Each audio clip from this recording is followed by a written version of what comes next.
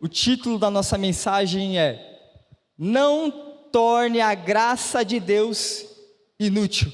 Vou repetir, título: Não torne a graça de Deus inútil. Bom, aonde surgiu essa mensagem? Qual foi a semente dessa mensagem que fez brotar essa mensagem?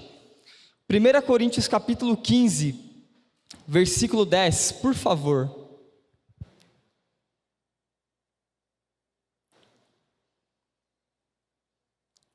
Vamos ler do versículo 3, pode ser? Obrigado, Samu. Vamos lá. Pois o que primeiramente lhes transmiti, foi o que recebi, que Cristo morreu pelos nossos pecados, segundo as Escrituras. Foi sepultado e ressuscitou no terceiro dia, segundo as Escrituras. E apareceu a Pedro e depois aos 12. Depois disso apareceu a mais de 500 irmãos de uma só vez, a maioria dos quais ainda vive, embora alguns já tenham adormecido. Depois apareceu a Tiago e então a todos os apóstolos. Depois destes apareceu também a mim, como a um que nasceu fora de tempo. Pois sou o menor dos apóstolos e nem sequer mereço ser chamado apóstolo, porque persegui a igreja de Deus. Mas, pela graça de Deus, sou o que sou, e sua graça para comigo não foi inútil. Antes, trabalhei mais do que todos eles, contudo, não eu, mas a graça de Deus comigo. O capítulo 15 ele vai falar sobre a ressurreição. Paulo vai falar que a nossa base da nossa fé, uma das pilares da fé, que sustenta a fé cristã da igreja, é a ressurreição de Cristo. Ele vai trabalhar isso no capítulo 15, já começou a trabalhar no versículo 3 até o final, onde ele vai falar que se não há ressurreição de mortos, então cremos em vão. Então Cristo não ressuscitou, então é vão a nossa esperança. Só que olha que interessante, no meio disso, de Paulo falar da ressurreição, o Paulo ele tem um estilo característico que ele usa na sua escrita, ou quando alguém escreve para ele usa algo particular. Ele sempre abre um parêntese, parece que ele entra numa outra conversa quando ele está trabalhando um assunto. Por exemplo, ele está falando da ressurreição, e ele está falando como essa ressurreição aconteceu, quem viu, para quem Jesus apareceu, aonde está essa ressurreição que está nas Escrituras, segundo as Escrituras. Ele fala sobre essa ressurreição à igreja, conforme ele disse, mas olha que interessante, ele parece que ele muda de assunto. Ele fala que apareceu a ele, Jesus ressurreto apareceu a ele nascido fora de tempo, mas foi como uma graça para ele, a bondade, a bênção de Deus. E ele fez com que essa bênção, com essa graça, não se tornasse inútil. Então Paulo dá aqui um pouquinho da sua atitude, da sua relação com a graça de Deus quando chegou até ele. Ele fala: trabalhei mais do que os outros, mas ele não fala com arrogância, porque ele não fala da sua força, ele fala da força da graça. Olha que interessante. E sua graça para comigo não foi inútil. Por que não foi inútil? Antes, trabalhei mais do que todos eles, ou seja, eu me esforcei, coloquei em prática, coloquei em ação. Contudo, não foi pela minha força, não eu, mas a graça de Deus para comigo. Olha que isso é lindo demais. Isso surge uma frase muito, muito da hora que Deus colocou no meu coração.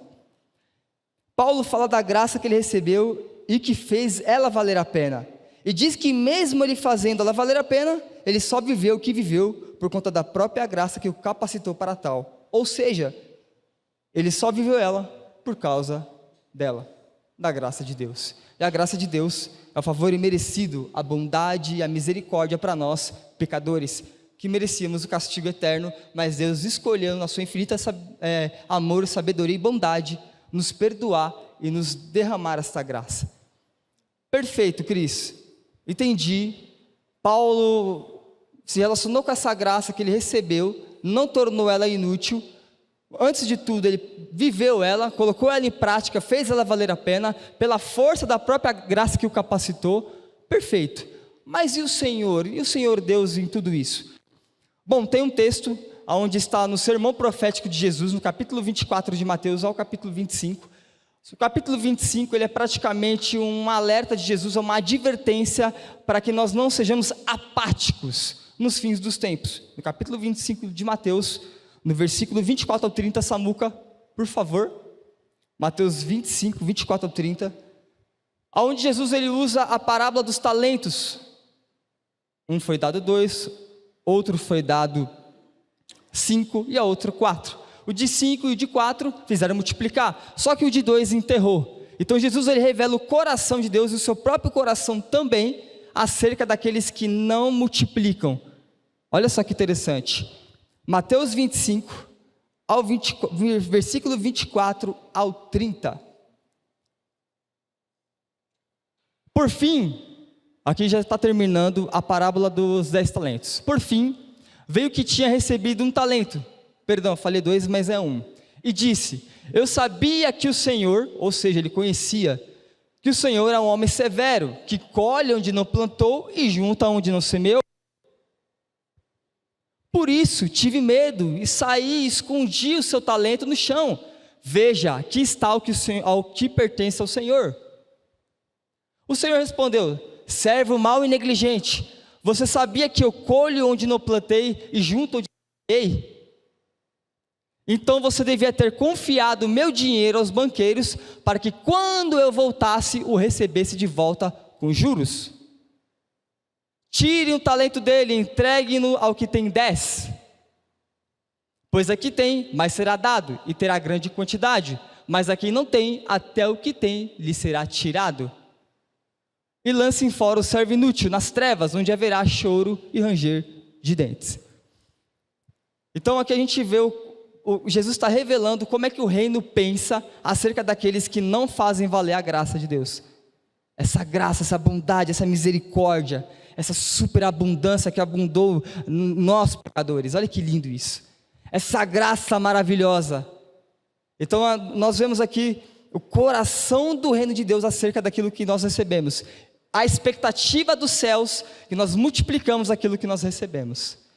A expectativa dos céus para nós filhos de Deus, aqui do Brasil, de São Paulo, Capão Redondo, Jardim Ângela ou Campo Limpo, aqui na nossa região, falando um pouco mais micro, a expectativa dos céus é que eu e você multipliquemos aquilo que recebemos de graça.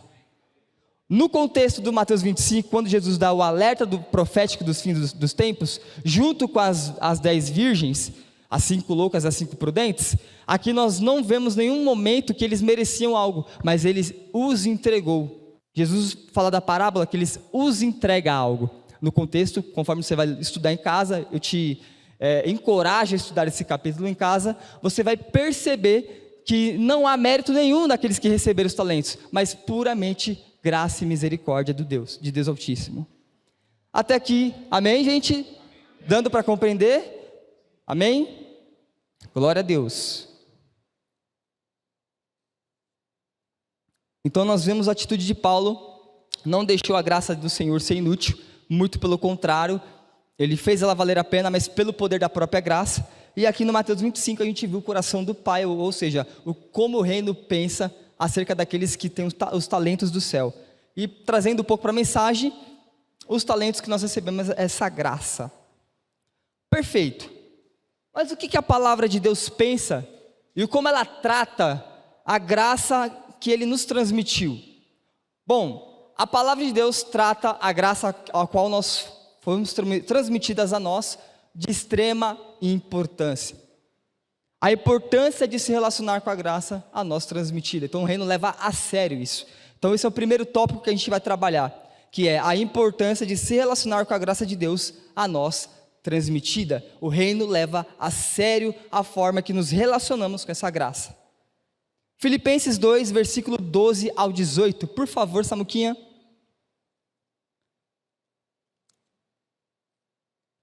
Samuquinha é meu parceiro aqui à noite, a gente ministrando junto.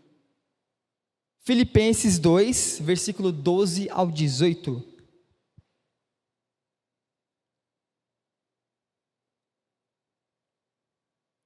Opa! Filipenses 2, vou lendo aqui, tá bom? Assim, meus amados, versículo 12 ao 18. Assim, meus amados, como sempre vocês obedeceram, não apenas na minha presença, porém muito mais agora na minha ausência. Ponham em ação a salvação de vocês com temor e tremor. Pois é Deus que efetua em vocês tanto querer quanto realizar, de acordo com a boa vontade dele. Olha que interessante. Versículo 13 mostra que Deus efetua em nós tanto querer, tanto a vontade, tanto realizar dele. Mas versículo 12, Paulo encoraja: ponha em prática a salvação que receberam com temor e tremor. Quando a gente vai buscar essa palavra na raiz do grego, é profundo temor, é profundo respeito, é entranhas de temor, é entranhas de respeito, é algo profundo lá de dentro. Não é algo superficial, mas é desenvolver a salvação com respeito, com profundo temor de Deus, aquele que está acima sobre todos, o juiz dos juízes, que entregou para nós essa salvação.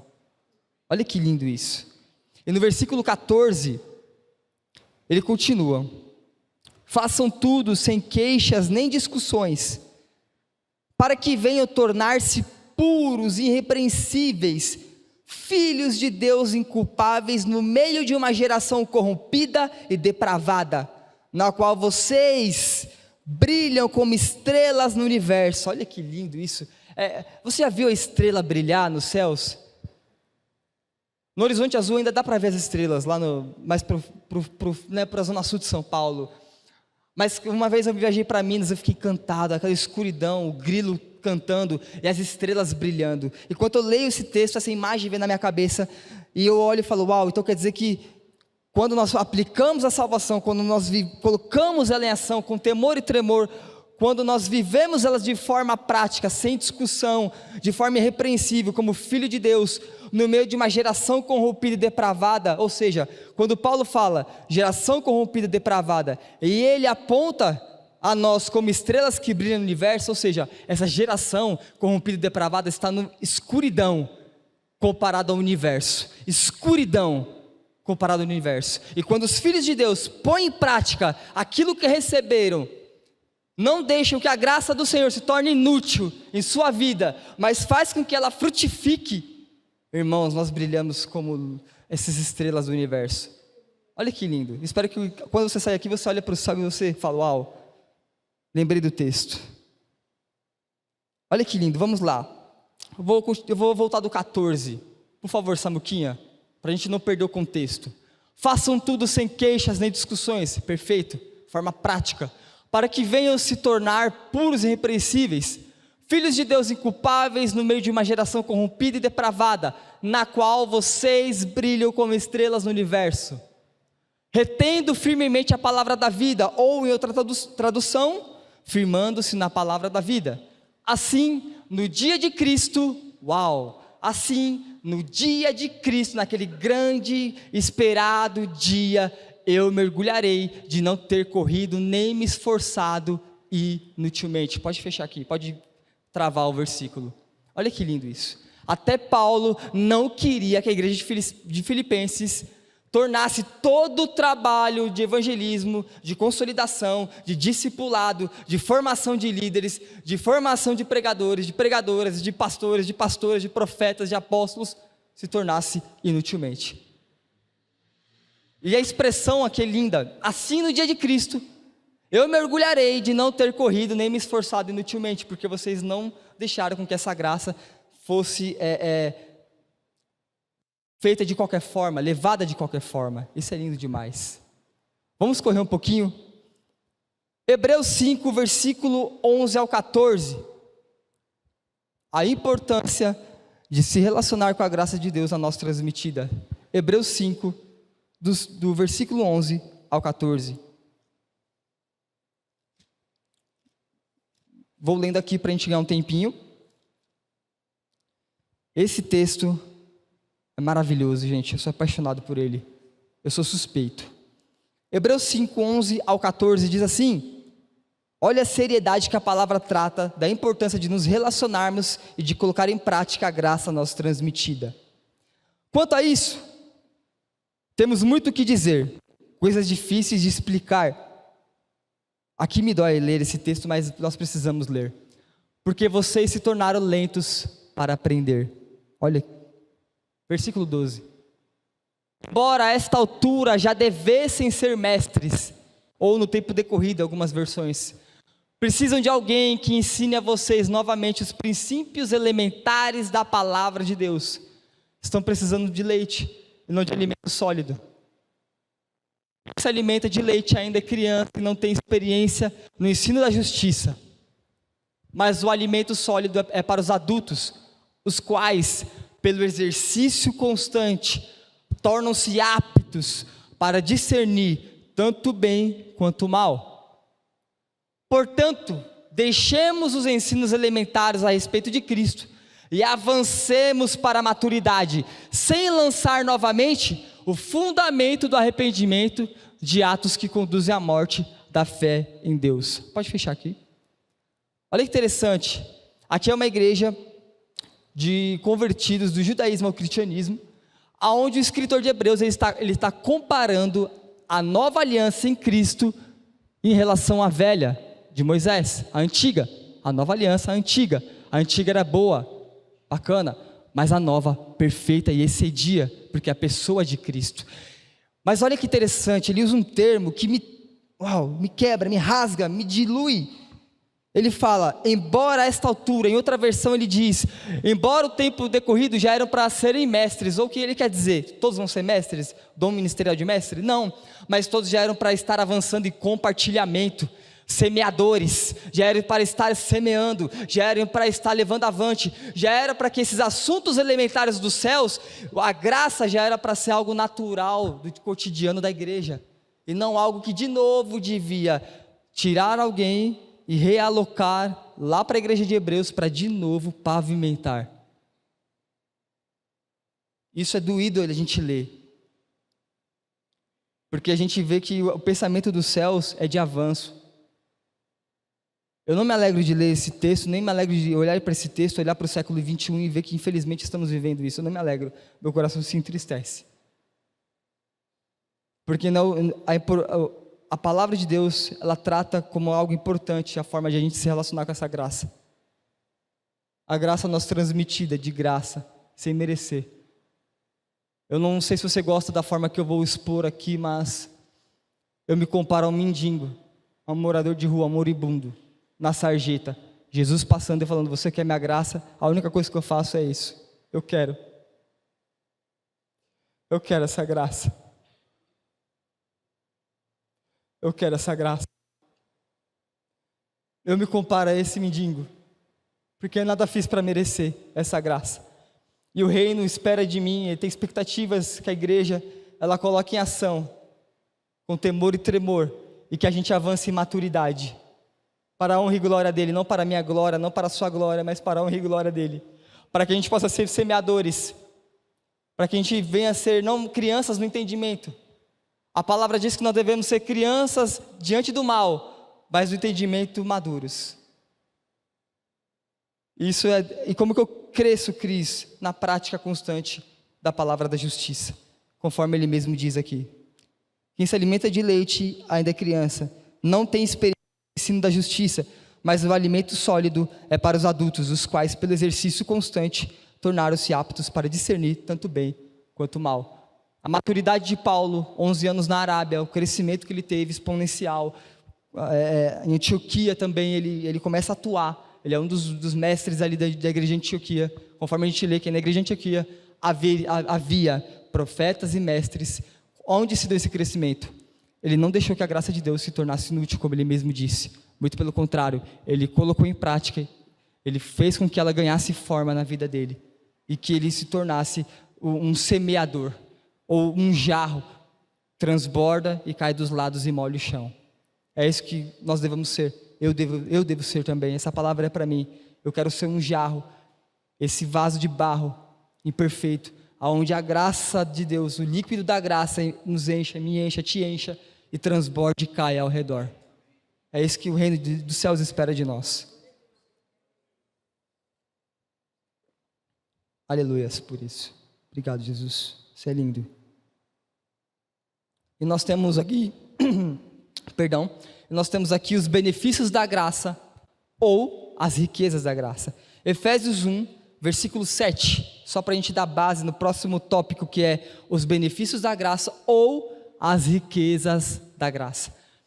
Nele temos a redenção por meio de seu sangue, o perdão dos pecados, olha só que lindo, de acordo com as riquezas da graça de Deus. Pode ficar no 7, Samuquinha, obrigado. Nele temos a redenção por meio do seu sangue. O sangue trouxe redenção, perdão dos pecados, mas esse perdão, ele é de acordo com as riquezas da graça de Deus, ou seja, essa manifestação de perdão está de acordo com o baú das riquezas da graça de Deus. Opa, peraí, se há riquezas no plural, então não é só uma riqueza, tem várias riquezas. Se não tem várias riquezas, então é um pote cheio de ouro dos céus? É razoável pensar dessa forma? Então sim, então temos riquezas, e uma dessas demonstrações da riqueza é a redenção por meio do sangue e o perdão dos pecados, de acordo com as riquezas. Então há mais de uma riqueza. Vamos mergulhar nelas? Vem comigo, vamos acelerar um pouquinho o tempo?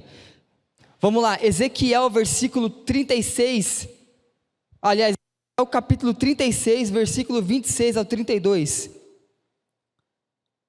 Lembrando que eu e você, nós éramos gentios, nós não tínhamos nada a ver com os judeus, e pela graça de Deus, nós somos enxertados na boa videira, a qual, eu vou usar um termo que hoje, esse termo é muito debatido, causa ranger de dentes, mas eu gosto de falar porque é graça mesmo de Deus. Nós nos apropriamos espiritualmente das bênçãos celestiais de Israel através de Cristo. Então, os gentios hoje enxertados na videira, que é Jesus, juntamente com aqueles que não se deixaram levar pela incredulidade, conforme Romanos 10 e Romanos 11, nós nos apropriamos espiritualmente das bênçãos espirituais dos judeus. Glória a Deus. E ela não vai parar em nós, porque nós somos um povo que não deixamos a graça de Deus se tornar inútil. Vamos lá, Ezequiel 36, do 26 ao 32, vou tentar ser mais dinâmico. Darei a vocês um coração novo. Antes, deixa eu contextualizar, aqui Deus fala da profecia, da restauração dos montes. Antes do versículo 26, ali para o versículo 22 ao 23, Deus lembra Israel que eles profanaram o nome de Deus entre as nações, ou seja, eles ridicularizaram o nome de Deus, então eles foram dispersos e Deus está trazendo uma restauração. Lembrando que Ezequiel estava no rio Quebar, tendo visões acerca do templo, de Ezequiel 47, acerca da restauração de Israel, acerca de Deus de novo atrair o povo de Israel, como tem acontecido. A gente tem visto o povo voltando para Israel, para a terra da Palestina. Então aqui toda essa profecia está envolvida, amém? Mas olha que interessante, darei a vocês um coração novo, e porei um espírito novo em vocês. Olha que lindo isso. Tirarei de vocês o coração de pedra, em troca darei um coração de carne. Porei o meu espírito em vocês, e os levarei a agir segundo os meus decretos e a obedecer fielmente às minhas leis. Vocês habitarão na terra que dei aos seus antepassados. Vocês serão meu povo e eu serei o seu Deus. Eu os livrarei de toda a sua impureza, convocarei o cereal e o farei multiplicar-se, e não trarei fome sobre vocês. Pode ir, Samuquinha. Aumentarei a produção das árvores e as safras dos campos, de modo que vocês não sofrerão mais vergonha entre as nações por causa da fome. Então vocês se lembrarão dos seus caminhos maus e das suas ações ímpias, e terão nojo de vocês mesmos por causa das suas iniquidades e das suas práticas repugnantes. E aqui esse texto me dói. Quero que saibam que não estou fazendo isso por causa de vocês, palavra do soberano Senhor. Envergonhe-se e humilhe-se por causa da sua conduta, ó nação de Israel. Tá, perfeito. Olha que interessante. Aqui Deus está chamando Israel e falando que colocará um espírito novo, espírito com E minúsculo, ou seja, uma consciência que absorve as verdades do reino com mais facilidade. Cristo. Então quer dizer que quando aceito Cristo, meu coração é trocado, meu entendimento é renovado, eu recebo o Espírito e eu tenho mais facilidade de entender as coisas celestiais? Sim, olha que graça. Tá, como que eu faço isso de forma prática? Mergulhe nas escrituras, jejue, faz propósitos, oração, ande com a igreja, ande com a noiva, se relacione com a igreja, porque quanto mais eu me relaciono com a igreja, mais eu tenho entendimento do comprimento, da profundidade, da largura e da altura do amor de Cristo. Eu tenho uma nova consciência onde eu consigo absorver com mais facilidade os assuntos do reino. Olha só que interessante. Será que isso não faz o nosso TikTok ser desinstalado? Os reels do Instagram cessarem um pouquinho? Os videogames desligarem? A internet dá um tempinho pela noite? Porque diante dessa tão graça que chegou até nós, gentios, que nós experimentamos esse novo Espírito recriado, o Espírito Santo dado a nós, a lei do Senhor cravada na tábua do coração agora, antes era de pedra, agora é de carne, eu consigo entender as profundezas do reino de Deus com mais clareza. Eu não consigo ficar parado, eu não posso. Não dá para chegar em casa e não tem como. Nossa rotina tem que mudar. Olha que lindo isso, eu tenho facilidade, você tem facilidade, igreja. Você está em casa, você tem facilidade de entender o reino dos céus. Meu coração dói quando eu vejo muitos falsos mestres e profetas criam uma narrativa aonde você precisa acessar um cômodo. Não, é o Espírito, está recriado, tem um coração de carne, eu consigo absorver as coisas celestiais. É tão simples, é tão prático, é tão fácil. Não é essa mentiraiada que a gente vê, que mais barra. Engraçado que esses mesmos falsos profetas, falsos mestres, eles se dizem os libertadores do sistema, mas eles mesmos aprisionam a igreja. E que nos cancele por conta disso, se quiser. Nós não nos importamos. Nós nos importamos com a noiva e com a ovelha de Deus. É isso que nós nos importamos. É com a videira do Senhor, que é a igreja. Então, essa primeira riqueza que nós temos é um espírito recriado, onde eu consigo ter mais acesso às riquezas do céu, às riquezas do Senhor, onde eu tenho multiplicação, onde eu tenho prosperidade desse conhecimento. Segundo riqueza, o benefício da graça, Efésios 4:1.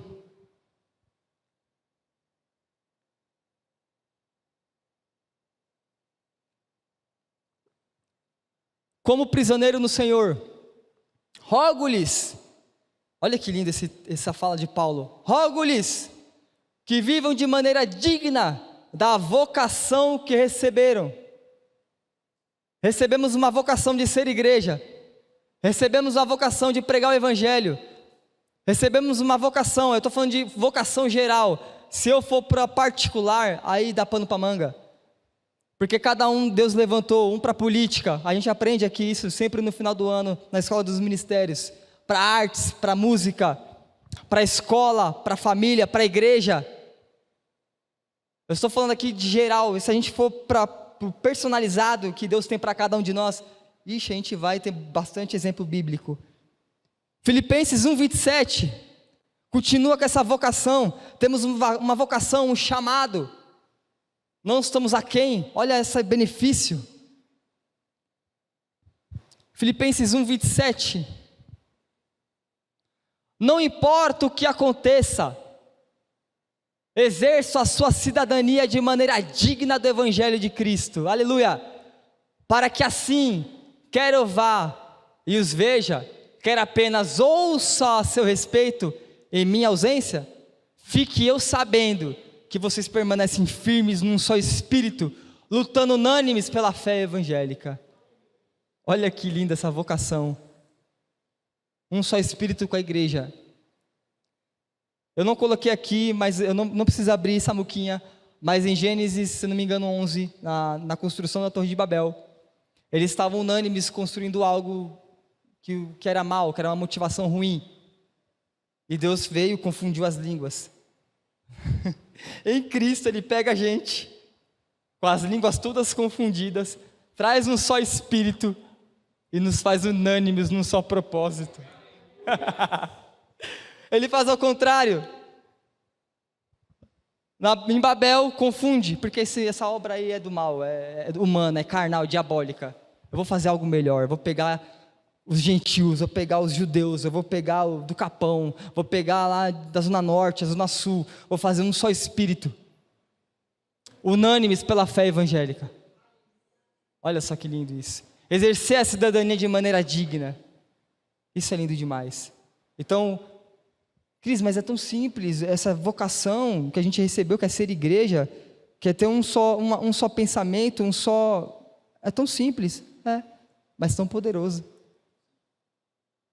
É tão simples, não, mas a gente tem assunto, não, mas é tão simples, mas é algo poderoso.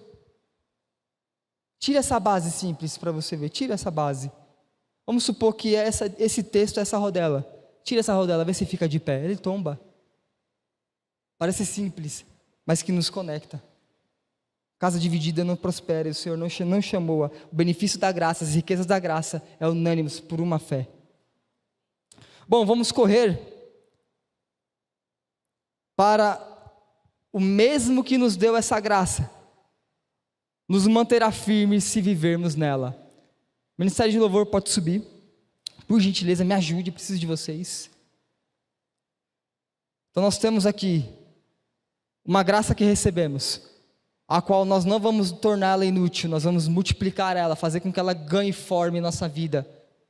Porque os céus têm expectativa da multiplicação desse talento que Ele nos deu. Nós temos as riquezas da graça que recebemos, porque riquezas plural, então há muita riqueza no baú, eu só levantei algumas. Eu quero te instigar, eu quero colocar pulga na sua orelha para que você vá em casa e devore as riquezas da graça e se encha dela e viva ela. E também aprendemos que essa graça, a palavra de Deus, o próprio Deus na sua palavra, Ele leva como algo de suma importância a forma que nos relacionamos com ela. Agora nós vamos ver que o mesmo que nos deu a graça, nos manterá firmes se vivermos nela. 1 Coríntios capítulo 1, versículo 4 ao 9.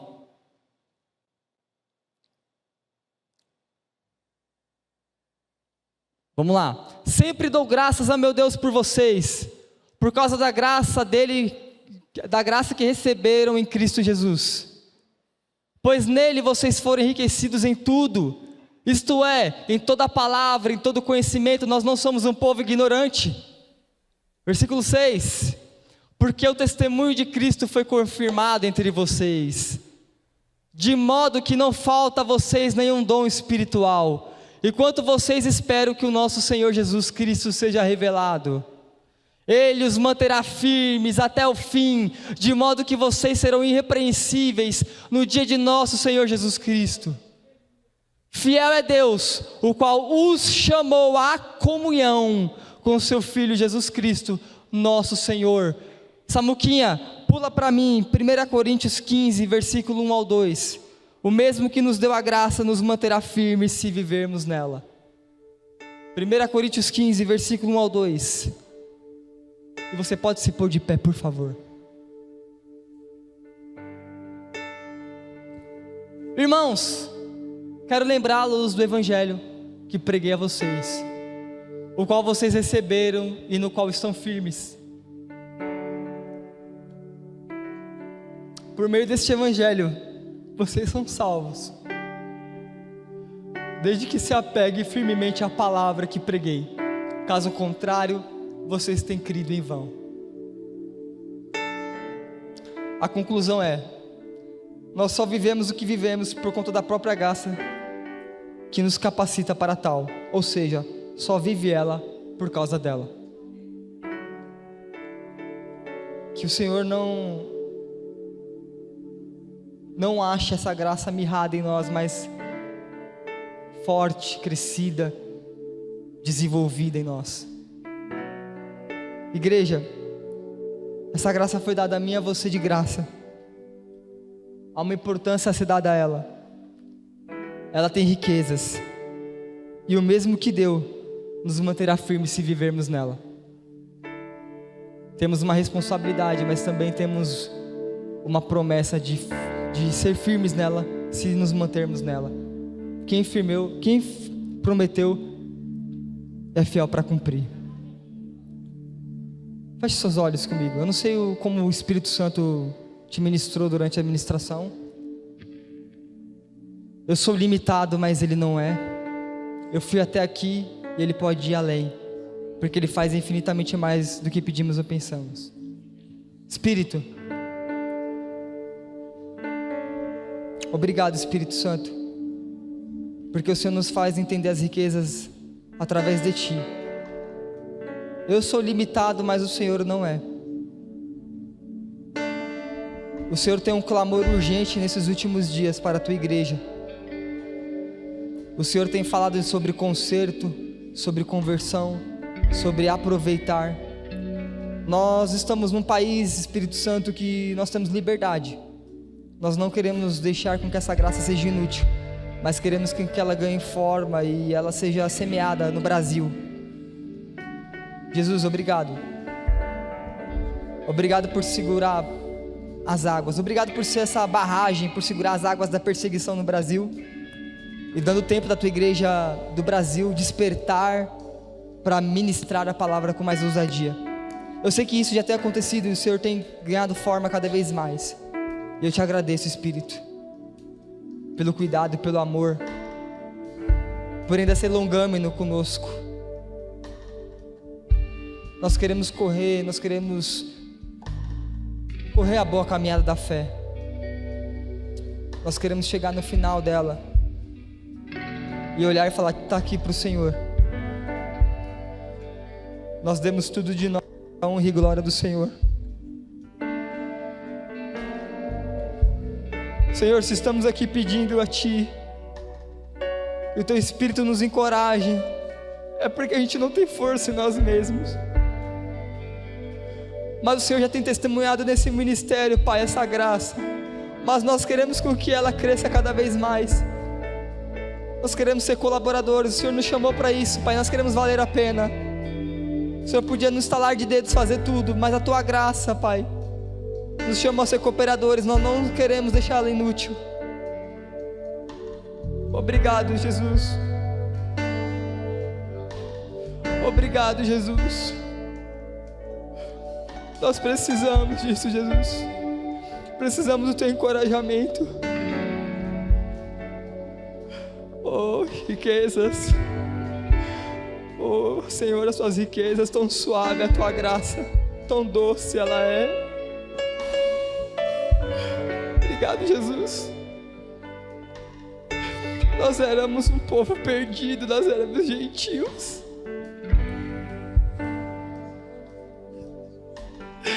Oh, Jesus, a gente agora consegue assimilar o Teu reino com facilidade.